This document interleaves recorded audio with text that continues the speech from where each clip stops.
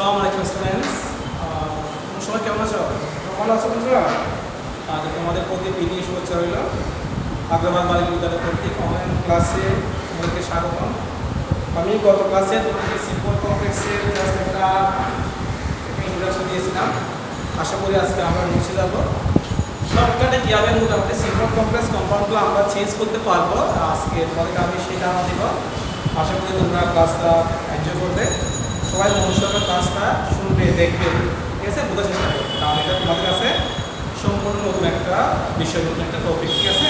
তাহলে আমরা আরও না গিয়ে আমরা চলে যাচ্ছি, আমরা ঠিক পয়েন্টে চলে যাচ্ছি। লেখা আছে দেখো, shortcut way of changing simple complex compound. মানে কি সিম্পল কমপ্লেক্স কম্পাউন্ড করা শর্টকাট ওয়ে। এখানে আরও অনেক লিখলো, অনেক বড় করে আসতে বুঝছো। আমি আজকে শর্টকাটে দেখাবো।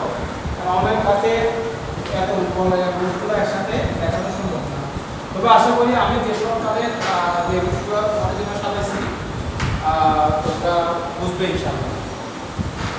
আচ্ছা, এখানের মধ্যে আমি প্রথম রুলসে কি আনছি, এখানের মধ্যে দেখো কমপ্লেক্স কম্পাউন্ড সিম্পল, ঠিক আছে। এখানের মধ্যে কমপ্লেক্স আমি কি লিখছি ই, এরপরে এক নম্বর নিয়মটা কি ইনযুক্ত ই, যুক্ত শেষে কি থাকতে হবে আমল, ঠিক আছে। তাহলে আমি একটা বাক্য আগে লিখি, তারপর তোমরা যা বুঝবা। কমপ্লেক্স করতে আমি কম লিখলাম, কম লিখলাম। If you learn English,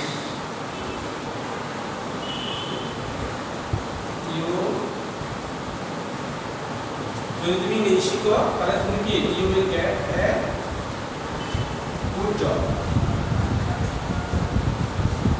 তুমি একটা ভালো চাকরি পাবে। আচ্ছা, যুক্ত কমপ্লেক্স ইফ দিয়ে আমাদের দুটো নিয়ম আছে, একটা নামবোধক আছে, একটা নামবোধক আছে। যুক্ত তাহলে আমরা কি বলবো, যুক্ত কমপ্লেক্স কি বলে, যুক্ত কমপ্লেক্স সেন্টেন্সটা নামবোধক বলে। আমি একটু ক্লিয়ার যাচ্ছি, এটা ক্লিয়ার বুঝবো তোমরা কমপ্লেক্স সেন্টেন্স। কারণ আমরা কত ক্লাসে বুঝলাম কি কমপ্লেক্স সেন্টেন্সে কি থাকবে, দুটো সাবজেক্ট থাকবে, দুটো ভার্ব থাকবে। দেখো ইউ একটা সাবজেক্ট, লার্ন একটা ভার্ব, এস বি1, ঠিক আছে। এবার দেখো আবার একটা কমা আছে, তো দেখো ইউ আবার ইউ আছে, তাহলে এখানে সাবজেক্ট বুঝাচ্ছে সাবজেক্ট ইউ উইল গেট, এটা হচ্ছে ভার্ব টু। তাহলে আমাদের কি বুঝাচ্ছে একটা সেন্টেন্স যখন দুটো সাবজেক্ট দুটো ভার্ব থাকবে তখন সেটা মনে করতে কি, এবং সেটা যখন কি হবে কমপ্লেক্সে কিছু ওয়ার্ড আছে সেগুলো আমি একটু বলি, ঠিক আছে। চিহ্নগুলো আমরা যখন ইউজ করাবো রুলসের মধ্যে করতে করতে আমাদের এটা একটা আইডিয়া হয়ে যাবে, ঠিক আছে। এটা দেখো তাহলে ওয়ার্ডগুলো কী কী আমি একটু কাজ বলি, যেগুলো মেন যে ওয়ার্ডগুলো কমপ্লেক্সের মধ্যে যে চিহ্নগুলো বেশি ইউজ হয় সেগুলো ওয়ার্ডগুলো আমি বলতে শোনা।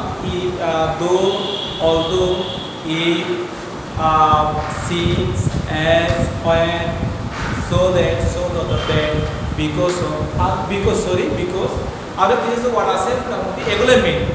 আসলে আমি যখন বুঝছেন মধ্যে চিহ্নগুলো যখন আমি দিব, ঠিক আছে, এই ওয়ার্ডগুলো যখন আমি আনবো তখন তোমরা নিজেরাই পাবে ওয়ার্ডগুলো চিনে যাবে, ঠিক আছে।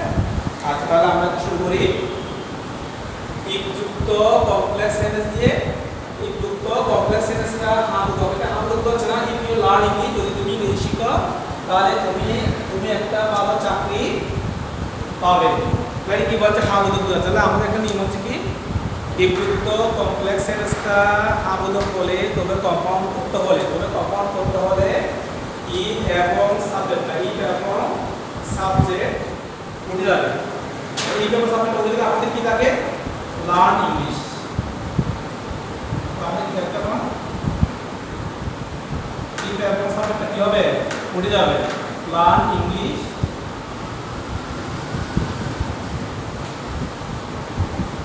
এটা আমরা কোথাও বসাবো, এটা কোথাও বসাবো দুই ক্লসের মধ্যে, অথবা যেখানে কমা দেখবো দুই ক্লসের মধ্যে, অথবা যেখানে কমা দেখবো কমা হতে আমরা কি বসাবো, কমা হতে আমরা একটা বসাবো। এক বসিয়ে বাকি ওয়ার্ডসগুলো আমরা কি বলবো, উইল গেট তাহলে যুক্ত কমপ্লেক্স সেন্টেন্সটা নামবোধক বলে কম্পাউন্ড করতে, এক্ষেত্রে কম্পাউন্ড করতে হলে ই এবং সাবজেক্টটা উঠেই উঠে যাবে। এরপরে বাকি যে ওয়ার্ডগুলো আসলে বসতে হবে। আর এক্ষেত্রে কমা যেটা আছে কমা উঠে গিয়ে আমরা শুধুমাত্র কী দিব, অ্যান্ড দিব। এরপরে এন্ড এর আগের ভাগ যে ওয়ার্ডগুলো আছে ওয়ার্ডগুলো আমরা হুবহু বসাই দেব। এরপরে সিম্পল করতে হলে ইফযুক্ত কমপ্লেক্স সেন্টেন্সকে কি করতে হলে সিম্পল করতে হলে if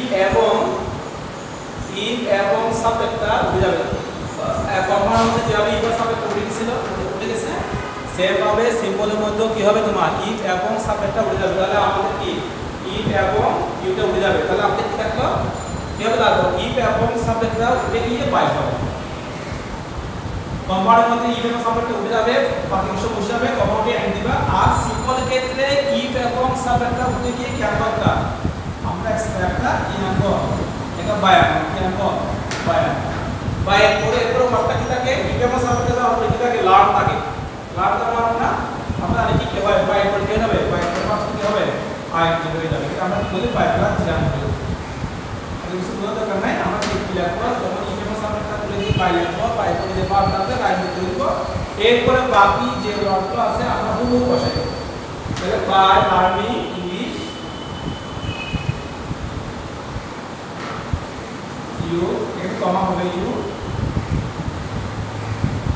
will get a good job. আশা করি তোমরা বুঝতে পারছো ঠিক আছে। এবার আমরা নেক্সট এর 2 নম্বর নিয়ে যাচ্ছি।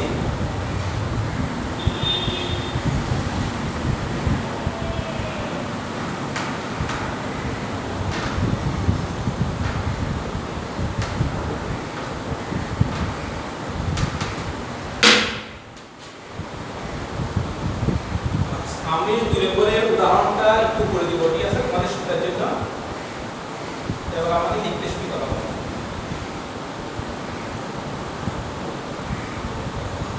এটা কি বলছে ইফযুক্ত নামপদ। তো আমি একটা আগে সেন্টেন্স লিখি ইফ ইউ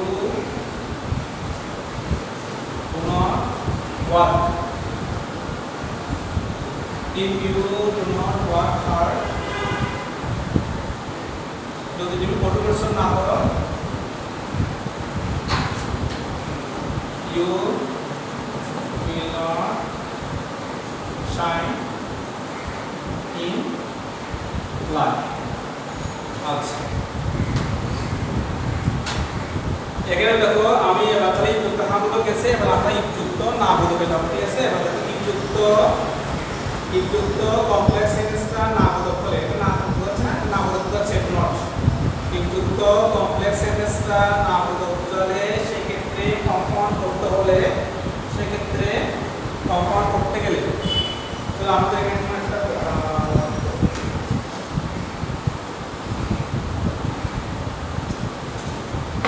এখানে যুক্তর মধ্যে আমাদের আছে অর হবে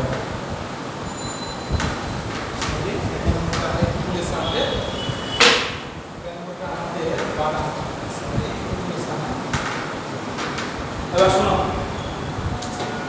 ইফযুক্ত কমপ্লেক্স সেন্টেন্সটা নামবোধক হলে সেক্ষেত্রে কম্পাউন্ড করতে হলে ইফ থেকে দেখো কম্পাউন্ড করতে হলে ইফ থেকে এখানে মোবারক কোনটা ইফযুক্তের মধ্যে ওয়ার্ড হচ্ছে মোবারক কি আছে।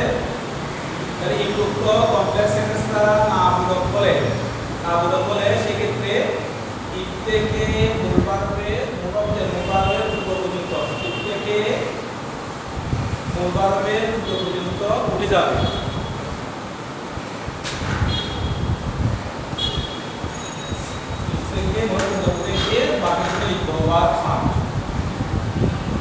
এরপরে কমা যেটা আছে কমা উঠে আমরা কি লিখবো কমা উঠে আমরা কি লিখবো অর লিখবো কমা উঠে কি লিখবো অর লিখবো। তাহলে ওয়ার্ক হার্ড অফ অর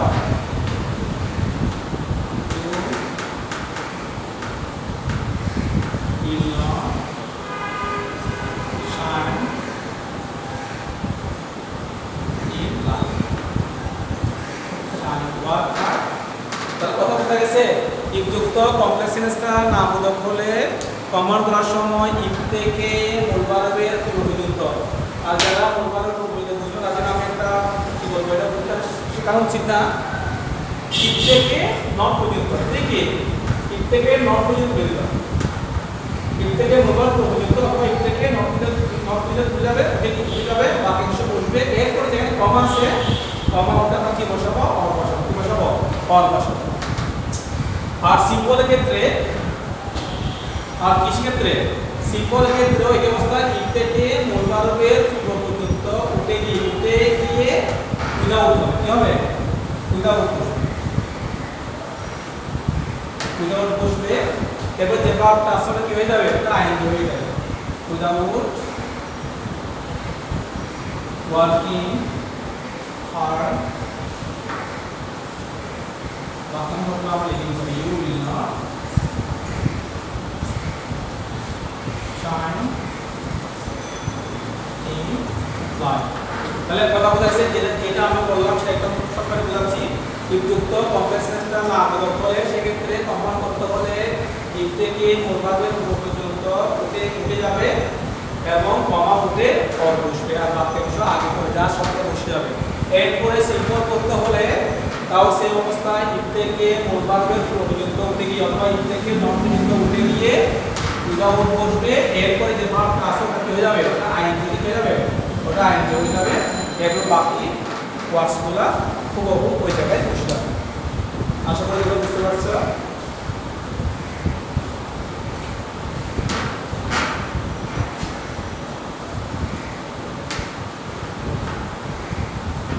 এরপরে আমরা 3 নম্বর নিয়ে যাব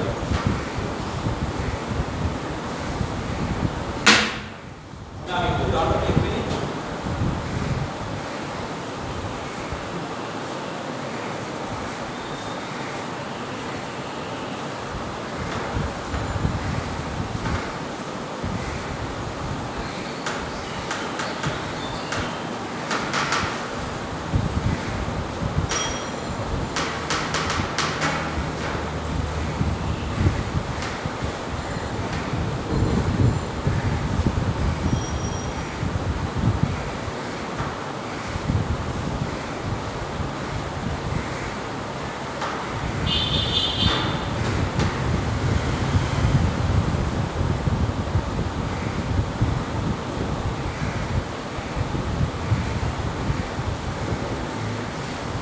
এবার দেখো দৌত নিয়ে আমরা একটা দৌত তাহলে কি দৌত দিয়েছি না কমপ্লেক্সের মধ্যে গল্প থাকবে দো অবযুক্ত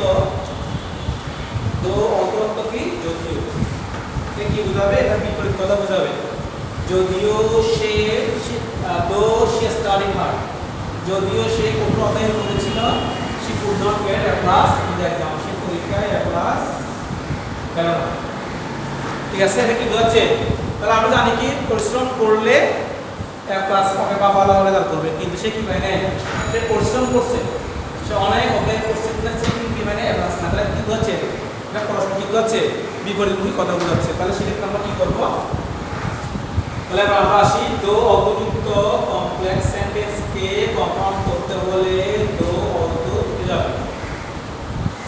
উঠে যাবে এবং কমা উঠে বাদ কি বলবে বাদ তাহলে আমরা আজকে লিখি দো উঠে যাবে তাহলে কি লিখব she study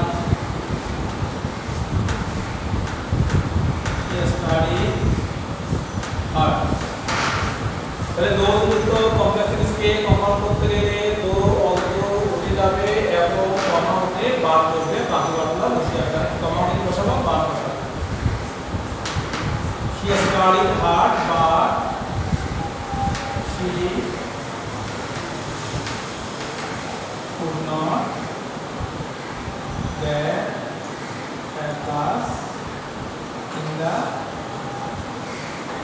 a class in the exam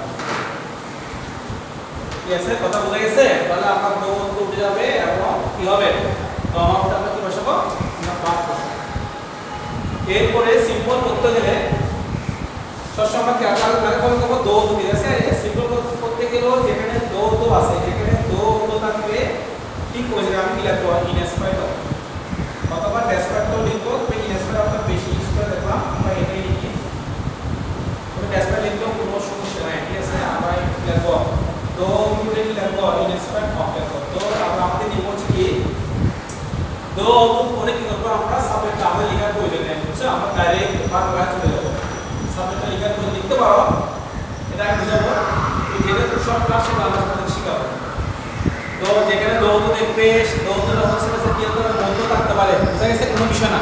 যেখানে দৌত দেখবে সেখানে সিম্বলে কি লিখবে ইনস্পেক্ট অফ অথবা ডেসপাইট লিখবে। ইনস্পেক্ট অফ লেখার পরে আর যেটা ভাব আছে কোনো ভাব সাথে লেখা তৈরি নাই, যে ভাবটা আছে এই ভাবটা আমি করে নিব আই দিব starting S T U E Y N inspect of starting R comma C পূর্ণ যে ক্লাস ইন দা এক্সাম। বুঝা গেছে মোটামুটি? তাহলে আমাদের যা শিখলাম তাহলে এই কথাটা আমি একটু সামান্য করে দিই। যুক্ত সাথে যদি হা বোধক হয় তাহলে আমাদের কমন করার সময় ইফ এবং সাবজেক্টটা উঠে যাবে আর কমা উঠে এন্ড বসবে। আর সিম্পল ক্ষেত্রে ইফ এবং সাবজেক্টটা উঠে বাই প্লাস কমপ্লেক্স আইনজি হবে, এরপর বাকি সমস্যা লিখব। এরপরে ইফ যুক্ত কমপ্লেক্সনেসটা না বোধক হলে ইফ থেকে মূলভাবে পর্যন্ত উঠে গিয়ে অথবা নট পর্যন্ত উঠে গিয়ে আমরা নট পর্যন্ত উঠে যাবে এবং এরপরে কমা উঠে কি বসবে, তোমার কমা উঠে অর বসবে। আর সিম্পলের ক্ষেত্রে ইফ থেকে মূলভাবে পর্যন্ত উঠে গিয়ে উইদাউট হবে। এরপরে কি করবো ভাষা আইন দিতে দেবো। এরপর আমাদের তিন নম্বর যেটা ছিল তিন নম্বরে দৌড় থাকলে সে করবো আমরা কভার করার সময় দৌড় উঠে যাবে এবং এরপরে যে কমা আছে কমা উঠে বাদ বসবে। আর সিম্পল করার ক্ষেত্রে যেখানে দৌড় লিখবো সেখানে আমরা কি লিখবো ইনস্পেক্ট অফ লিখবো, ইনস্পেক্ট অফ অথবা ডেসপাইট লিখবো, ইনস্পেক্ট অফ ডেসপাইট করে কি বসাবো, এরপর বার বসাতে লেখার প্রয়োজন নাই। তাহলে আপনি লিখলেও হবে, সমস্যা নাই। এটাকে আমাদের অবশ্যই পজিটিভ ফর্ম নিতে হবে, দরকার নেই আমাদের। ইনস্পেক্ট অফ করে কি করবো আবার সেটা আইনজি করবো, আইনজি করে এরপর বাকি ওয়ার্ডগুলো পুরো বসাবো। আশা করছি তোমরা বুঝতে পারছো। সবাইকে ক্লাসটা শুরু থাকলো, সবাই ভালো থাকি, আল্লাহ হাফেজ।